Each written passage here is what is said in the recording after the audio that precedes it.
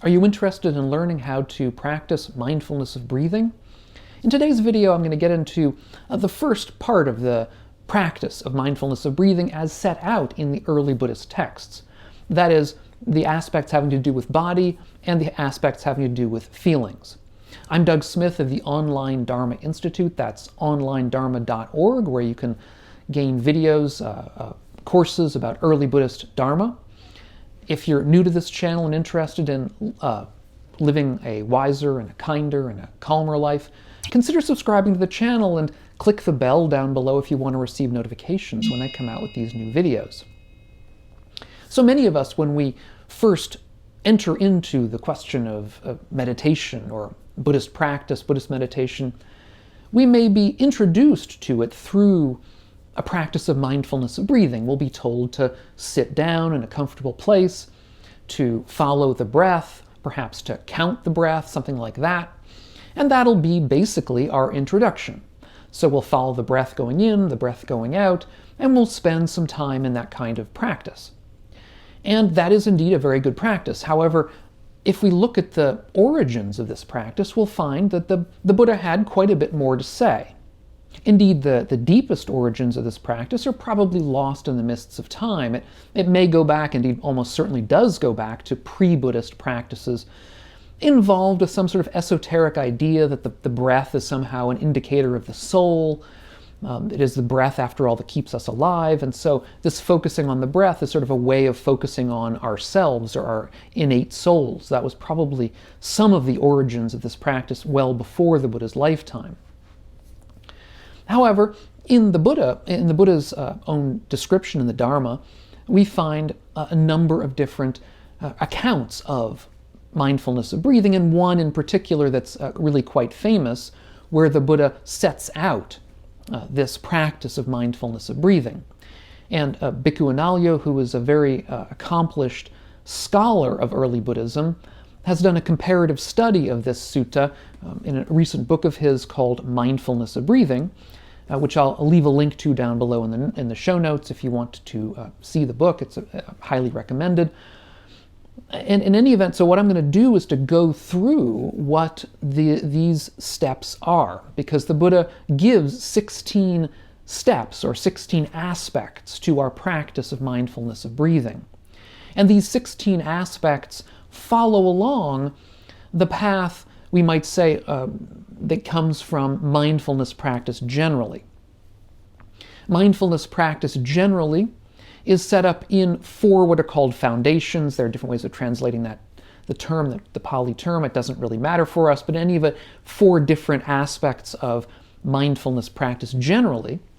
And what the Buddha does is to say, well, mindfulness of breathing follows that along, or at least you can use mindfulness of breathing to elucidate all 4 of these different aspects of mindfulness practice. And so today what we're going to do is look at the first 2 of these. Now, when I say that mindfulness of breathing follows the 4 foundations of mindfulness, what I'm saying is that when we're doing mindfulness of breathing, when we're following the breath, it's not really about following the breath. The breath is only a tool for us in all of these practices going forward. It's a focus for our mind that is to sort of keep our mind in place, if you like, but we're trying to do other things at the same time.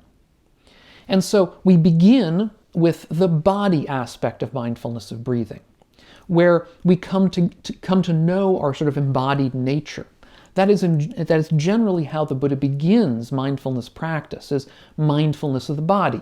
And there is, as I say, there is an aspect of mindfulness of breathing that begins with the body. So there are 16 of these aspects in total. The first of these is going to be that we're aware of when our breath is long. So we're aware of when our breath is long when we're breathing in, and we're aware of when our breath is long when we're breathing out. And the second of these aspects is that we're aware of when our breath is short when we're breathing in, and we're aware when we're breathing out that it's short. Now, both of these awarenesses, both of these aspects of mindfulness of breathing practice are obviously relatively simple, relatively direct. We might say this is where we start, and oftentimes for many of us that sort of will be our practice. We'll just be paying attention to the length of the breath. Frankly, many of us nowadays even sort of leave that behind and don't even think about the length of the breath anymore. This may come from a somewhat yogic background, Vedic background, where the length of the breath was important. They may have come from a background where they were doing breath exercises of taking long breaths and short breaths. In Buddhist practice, we don't really try to manipulate the breath in that way, at least not in a very overt way anyhow. So we're not trying to take deep breaths and then take short breaths and all the rest, although I find it useful, and many people do, to say take a deep breath if you're feeling agitated, because that can sort of settle you down. But then you have to remain aware of that. Remain aware of the length of the breath, remain aware of the quality of breathing, whether it's hard or soft. Some people translate these words differently as hard or soft rather than long and short. It doesn't really matter. The point is we're trying to get to know the breath. That's the first stage of getting to know our bodies, getting to know our physical manifestation here while we're doing mindfulness practice. And now with the third stage here, with the third aspect, we're going to move from simply experiencing the breath being a certain way to practicing with it. And this is, I think, an important difference, because we're moving from a completely, we might say, observational period of simply observing the way the breath happens to be, to trying to work with it in a certain way. So the third of these stages is to practice experiencing the entire body while we're breathing in, and to practice with experiencing the entire body breathing out. That is to say, we're trying to experience in a way, or trying to, we might even say, manipulate our experience of the breath to feel it in all of our body, to bring this breath awareness into every corner of our physical being, so that we can feel and work with all parts of the body at the same time, or at least in our practice. This is going to be a preliminary to our next stage. But to get to that next stage, we have to come to this awareness of the entire body. So we do that, again, through the breath as a kind of a tool, thinking perhaps as we breathe in of the breath going into every corner of our body, and then perhaps going out of every corner of our body. We can practice with this however we like. There are many, the Buddha doesn't describe how to do this any more than just to say to be aware of the entire body while we're breathing in and out. But now, having gained something of an awareness of the entire body, we're going to do something with it. In the fourth of these aspects, we're going to practice with calming the bodily activity. So we're not simply leaving the bodily activity the way it is, we're not simply observing the body. In our previous stage, we brought our observation to the entire body through the breath, but now we're practicing with calming that bodily activity. Now, the phrase bodily activity here has a couple of different potential meanings. In one early Buddhist text, bodily activity is expressly identified with the breath itself. So it's said in this text, I believe it's the Buddhist nun Dhammadina who says that by bodily activity we mean the breath. And that is to say, the breath is sort of the paradigmatic activity of the body, the thing that makes it what it is, and that keeps it alive, if you like. And so in that understanding, what we're trying to do here in this practice, in this fourth aspect, is to calm the breath, calm the breathing. However, other people interpret it slightly differently, that by bodily activity it really means the entire body, and that by bringing our awareness into the entire body, we're trying to calm down the entire body through the breath, if you like. And honestly, I think it can be seen either way. And the point here is to calm down the body. And this practice is known as samatha. Samatha is a practice of calming, of tranquilizing ourselves, making ourselves calmer, so that the mind is therefore clearer, that we're better able to see what's going on in front of us in the world, in our own experience, in ourselves, because that's sort of the beginnings of mindfulness, is overcoming these problematic mental states and physical states that keep us in a sort of diluted state. So What we're trying to do here, therefore, in this fourth stage is calm the body, a practice of calming while breathing. Once we've gone to that calm state, or at least something of a calm state, then we turn to what we might call our second stage of practice, which is where we're practicing with feelings rather than with the body. So having practiced with the body, having seen the body and calmed it, now we're turning to a practice of feelings, or of what is perhaps better understood as feeling tones. The Pali word here really is, what it means isn't feelings in the sense of emotions. Instead, what it means is positive and negative feelings, or pleasant and unpleasant feelings, or pleasant and painful feelings. And so in this aspect of mindfulness of breathing, what we're trying to come into greater understanding of is the pleasant feelings in the body, or perhaps unpleasant, that come along with mindfulness of breathing. So the fifth of these aspects is to practice breathing in, experiencing joy, and to practice breathing out, experiencing joy. The sixth practice, which is related, is to practice breathing in, experiencing happiness, and to practice breathing out, experiencing happiness. Now, there's a question here about what the difference is between joy and happiness. I'll get to that in a moment. There's also a question exactly what practice is being suggested here, because there are a couple of different ways of understanding joy and happiness in early Buddhism in this kind of meditative context. The first way to understand it would be that we're practicing joy and happiness in a kind of an ordinary mental states. These are just ordinary states of joy, ordinary states of happiness. The second way of understanding it is that these involve deeper states of meditative absorption, what are called jhana states, where we become very absorbed and a kind of an extreme, a very, very unnatural, unordinary, non-ordinary kind of joy arises from within us, accompanied by happiness. Now, I'll get to the question of jhana in a moment, but for now, I think we should at least be aware that there is something of a question here about how we're to interpret these states, and it's not entirely clear whether we're talking about ordinary states of mind or jhanic states of mind. My own feeling is that it's somewhat ambiguous, intentionally so, that it could be this practice could go either way, depending on how we want to approach this practice of mindfulness of breathing. For his own sake, Analayo takes this instruction to be talking about ordinary states of mind. That is to say, that we are supposed to just be aware of an ordinary kind of joy arising from within us, an ordinary state of happiness rising from within us. And what is the difference here?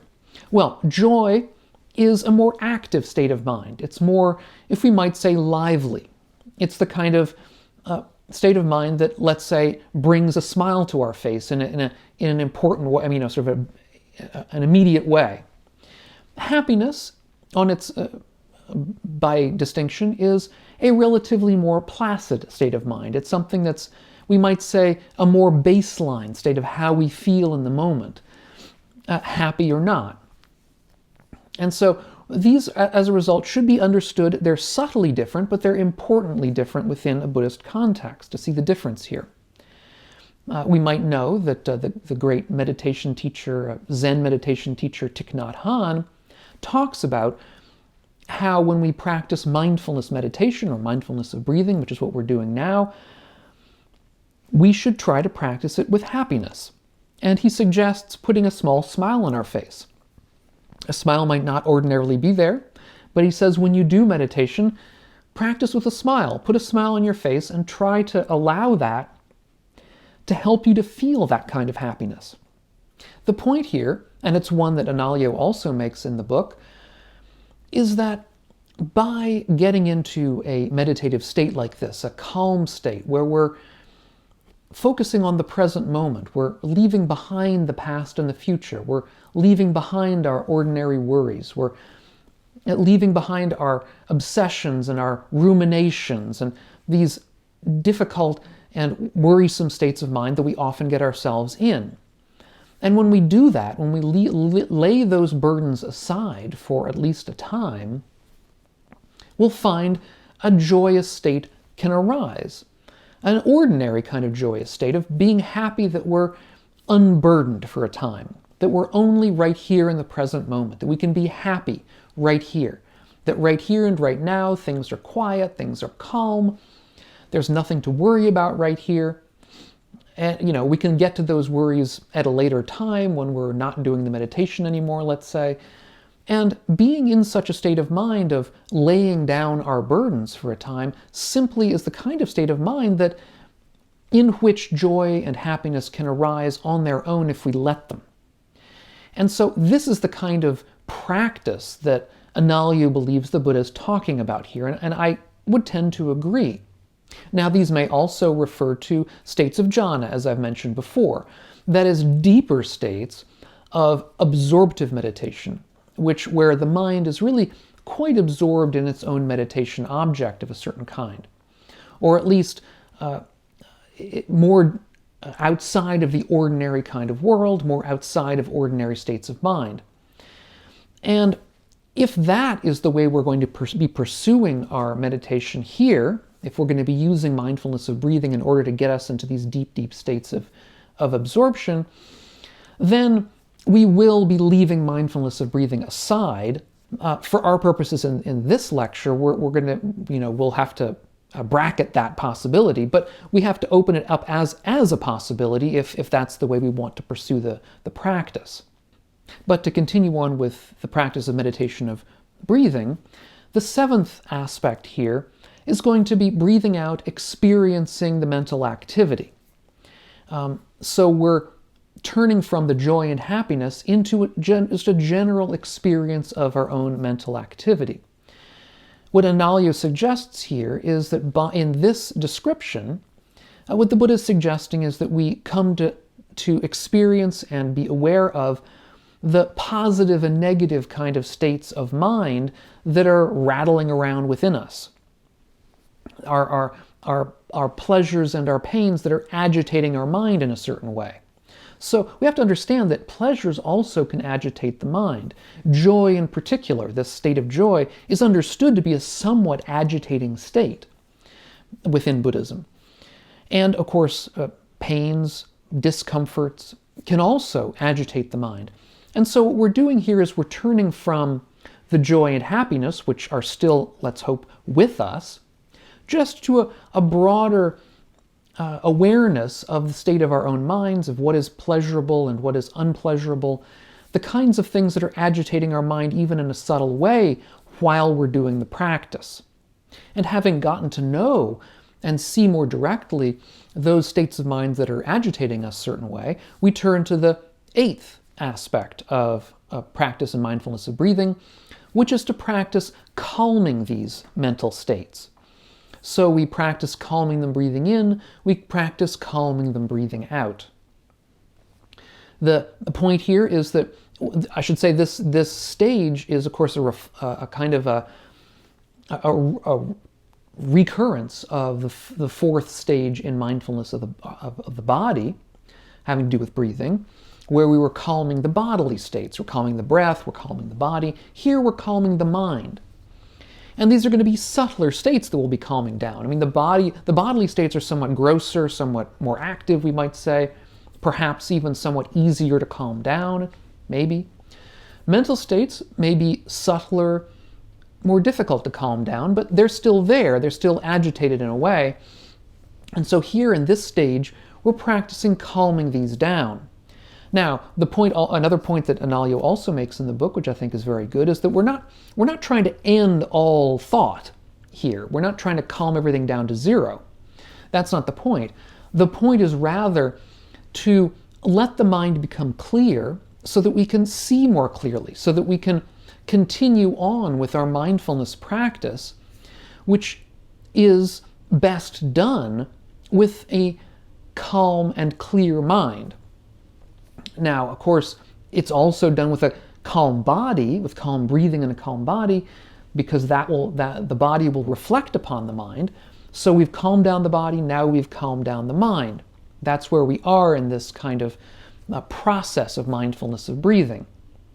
Then we'll turn from here to our next stage, which I will take up in my next lecture on mindfulness of breathing, where I'll talk about the third and fourth stages of mindfulness of breathing, these last 8 aspects that are important for the practice. And when I have that video ready, I'll put a link to it up here on the screen.